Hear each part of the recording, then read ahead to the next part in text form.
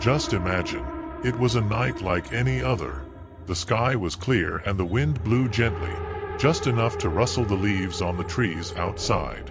Inside the house, you were sitting on the couch, reading or watching TV, while Bosley, your faithful dog, slept peacefully beside you. The house was quiet and comfortable, a true refuge after another long day. But that night, something felt a little off. It wasn't something you could put your finger on directly, but a feeling in the back of your mind, as if something, a small change in the air, was trying to get your attention. That was when, without thinking, you looked up at the second-floor window. His wife's room, the place where she used to spend hours reading or just relaxing, was quiet and dark. But at that moment you felt like you saw something.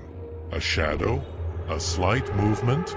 Maybe it was just a reflection, you think. The window pane or the glint of moonlight, something your mind is distorting. There's nothing to worry about. You return your attention to what you were doing and try to forget the uncomfortable feeling. The days go by, but this nagging feeling doesn't go away. In fact, it seems to be getting stronger. Some nights, when the house is completely quiet and Bosley is sleeping, you start to hear strange sounds. At first they're subtle, a creaking floor here, a light thud there. Maybe it was the wind, or the house settling over time. But on the third night, as you're getting ready for bed, you clearly hear what sounds like footsteps. Soft but defined footsteps in the upstairs hallway. You stop, hold your breath, and your heart beats faster. Your eyes stare at the stairs, hoping to see something, but nothing appears. The next morning, when you go up to your bedroom, you notice that the lamp in the corner of the room, which you were sure you had turned off, is on. This puzzles you, but you quickly come up with a logical explanation. Maybe you forgot to turn it off. Simple distraction. However, as the nights go by, strange occurrences become more frequent and harder to ignore. The doors you closed at night open in the morning. The books that were organized on the shelf are now on the floor. Even Bosley, who always barked at any strange noise, seems oblivious to it all. He doesn't react to sounds, shows no signs of discomfort, as if he has no interest. But the worst happens on a particularly quiet night. You're lying down, almost asleep, when you hear footsteps in the hallway again. This time they're closer, clearer. You stand up, not making a sound, your heart pounding in your chest. You slowly descend the stairs, each step creaking softly beneath your feet. When you reach the base of the stairs, you see her. She's standing at the foot of the stairs. A woman, pale as the moon, with long hair falling messily over her shoulders. She stands with her back to you, motionless, like a statue, dressed in an old white suit, something you haven't seen in decades. For a second, you don't know what to do. Fear keeps you still, your hands shaking and your blood running cold. Bosley shows no sign of noticing her presence, continuing to sleep on the couch as if nothing is happening. You open your mouth to say something, but the words don't come out. And then, slowly, the woman starts to turn her head towards you. First, just the profile, then, even more slowly, until her eyes, two empty, expressionless holes, stare straight into yours. Her face, pale and lifeless, seems to float in the air in front of her. It's like time stops, like the air around you becomes heavier and the temperature in the room suddenly drops. You want to run, but your body doesn't respond. It's like you're stuck in one place, paralyzed by fear. When you finally manage to blink, she's no longer there. The woman simply disappeared. The feeling of dread still runs down your spine and you can barely breathe, your heart pounding. You try to convince yourself that it was your imagination, but something in the back of your mind tells you that it wasn't just that. From that night on, your life changes. The peaceful routine you had before has been destroyed by constant fear. During the day, everything seems normal, but when night falls, the house transforms. The feeling of being watched never goes away. You start to notice even more disturbing changes. The reflection of the woman in the mirror when you pass, shadows moving in the corners of your vision. And, worst of all, Bosley remains indifferent. The dog that always protected you, that sensed any danger, does not seem to notice the presence of this woman who is slowly taking over the house. One morning, you wake up in a cold sweat and feeling that something is wrong. When you open your eyes, you see the woman standing next to your bed, leaning over you, her expressionless face just a few inches from yours. This time you smell a strong smell of earth and something rotten, as if she has come straight from a grave. Your body is completely paralyzed, unable to move, to scream, to react. She remains there, looking at you with those empty eyes, as if she is waiting for something. Time seems to be running out and every second is torture. You begin to doubt your sanity. Tell someone? Call for help? But who would believe you? Who would believe that there is a ghost woman in their house, someone who shouldn't be there, someone who is becoming more and more present, more and more real? You don't know what she wants, but you know she won't stop until she gets it. Every night, she gets closer, and all you can do is wait for the moment when she finally reveals what she wants, and when that moment comes, you fear it will be too late to escape. I hope you liked the story, because the second story is even more chilling. Just don't forget to see if you're already subscribed to the channel so you don't miss any terrifying stories. It was one of those nights that seemed to never end. Raphael had spent more than 12 hours on his feet, working on a never-ending event. The buffet hall was full of people, loud music, and bright lights, but his mind was already far away, thinking about how good it would be to finally return home. His feet were throbbing and his shirt was sticky from running around. When the last guest finally left, he looked at the clock. It was already after 11 p.m. Raphael's stomach growled with hunger. He hadn't eaten anything for hours except a few pieces of cake here and there, between one task and another. He decided to stop at McDonald's before returning home. He was quick and was able to take the road to the nature reserve where he had agreed to meet his friend Joao. It was a kind of tradition between them. After a tiring day of work, they would meet in that quiet place, far away from everything, to relax and talk a little. As soon as he got his snack from the drive-thru, Raphael felt tiredness weighing on him like a wet blanket. He sighed, wishing the night would end soon, and sped off toward the reservation. The streets were deserted, as always at that hour. It was a small town, and at that hour there were still few people on the roads. The cold night wind blew through the half-open window, and the soft sound of music from the radio filled the car. Raphael would occasionally grab a fry and bite into his burger as he drove. Everything seemed normal, until, out of the corner of his eye, he noticed something in the rear-view mirror. A car. He blinked, not paying much attention at first. A black Volkswagen. How strange. He didn't remember seeing that car at the drive-thru, and the road was completely empty before that. But maybe he just hadn't been paying attention. Raphael tried to push away the unease that was beginning to grow in the back of his mind. It could be a coincidence, he thought. He was tired, and tiredness always made his mind play tricks on him. He kept driving, trying to relax. The Volkswagen followed him. At first Raphael didn't mind, but as the streets became more deserted and he approached the road to the reserve, he noticed that the car behind him was making exactly the same movements as him. If he sped up a little, the Volkswagen sped up too. If he slowed down, the other car did the same. The feeling of being watched grew and the chill of the night seemed to infiltrate his chest, but it wasn't just because of the temperature. It was fear. An irrational fear that began to creep up my spine. Raphael tried to convince himself that he was exaggerating. It's nothing. It's just another car on the road. But the thought of coincidence began to fade as he turned onto an almost deserted road, the road that led to the reserve. It was a rural road, full of sharp turns, surrounded by dense trees on both sides. Few people passed by, especially at that time of night. The Volkswagen followed his every curve, his every move. When Raphael finally saw the entrance to the reserve, his breathing quickened. He stared at the rear-view mirror.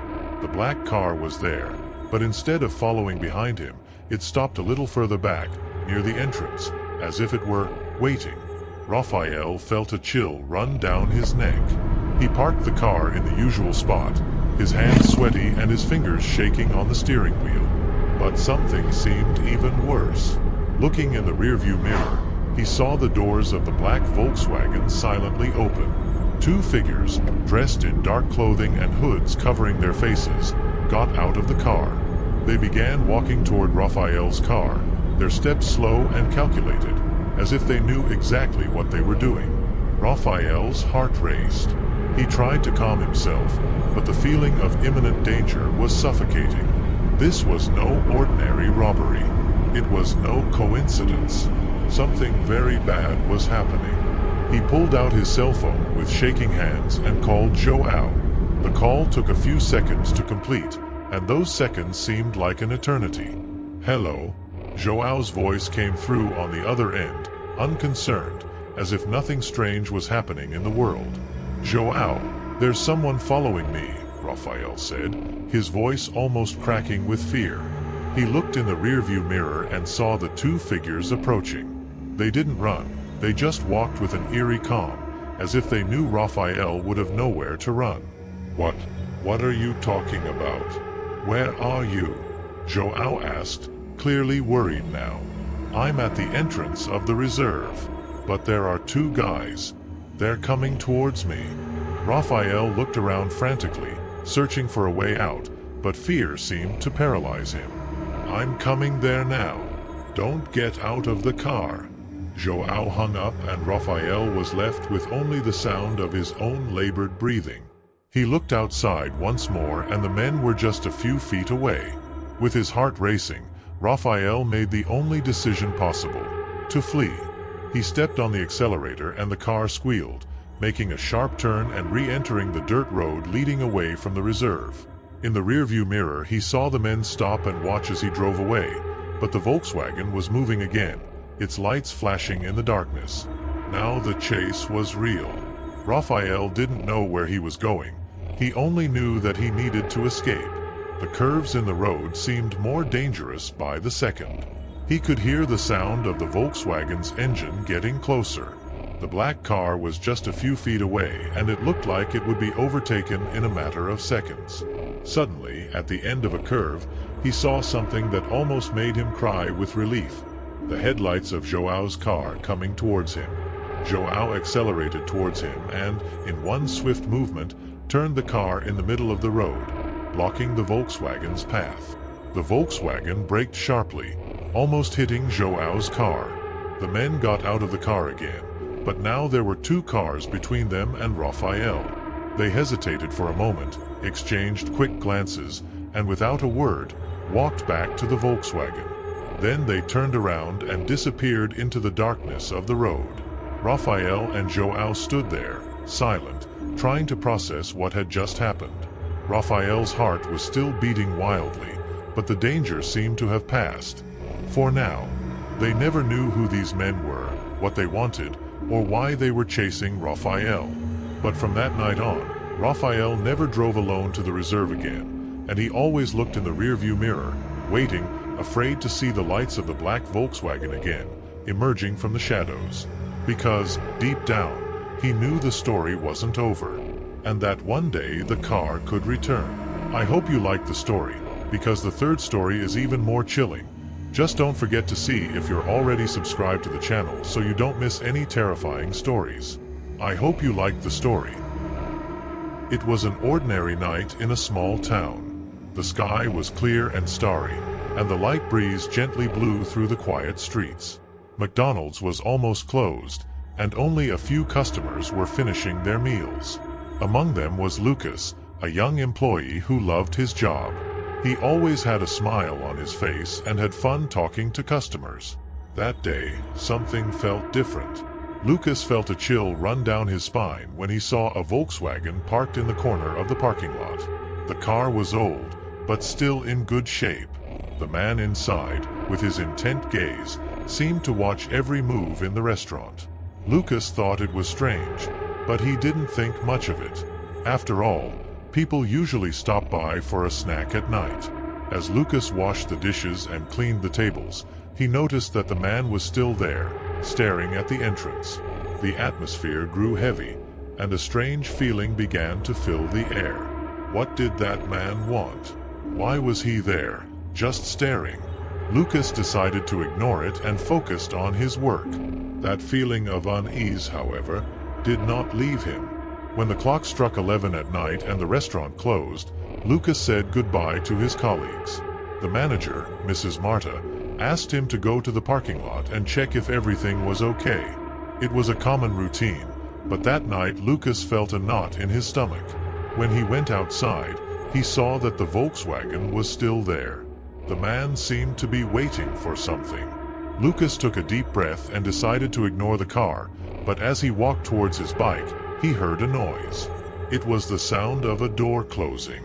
Lucas's heart skipped a beat.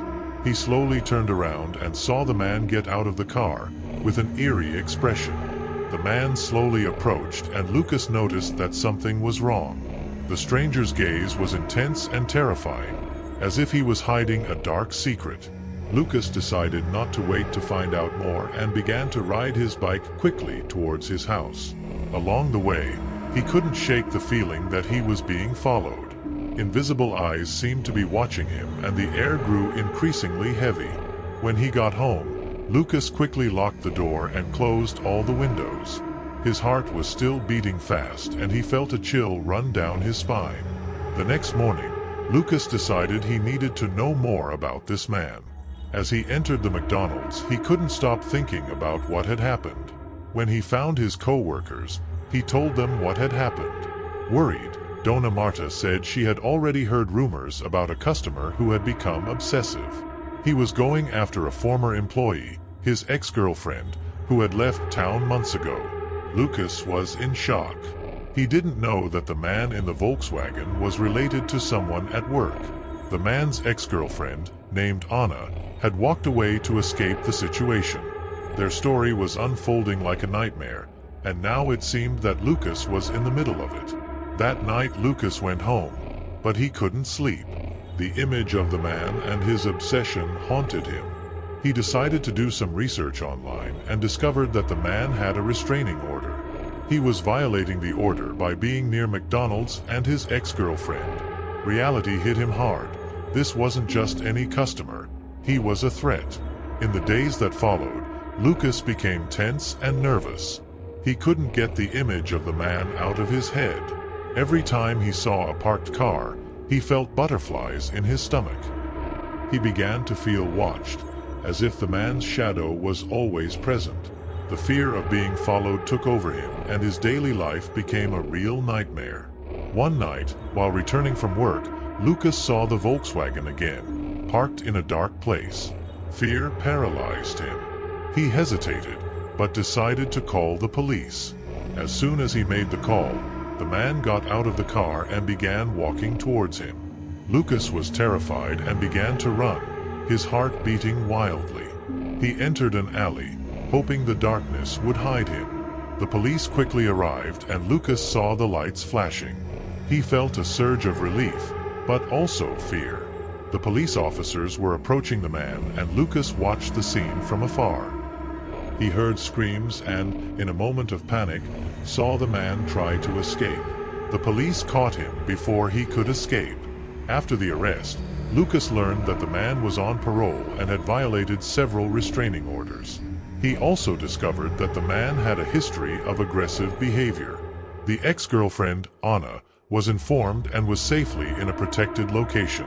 Relief washed over Lucas, but the fear did not completely go away. He knew that life could change in an instant and that danger could be closer than anyone imagined. He continued to work at McDonald's, but always kept a close eye on the parking lot. The feeling of being watched never completely left him, and he realized that sometimes true darkness lies not only in the shadows, but also in the intentions of those around him. And so, life went on. Lucas learned to value each moment, the importance of being aware, and the strength that can be gained by having the courage to face fears. And no matter how quiet the night may seem, he will always remember that darkness can hide many secrets. Tell me which story made your hair stand on end? Tell me which one you liked the most? because in the next video the story is even more chilling.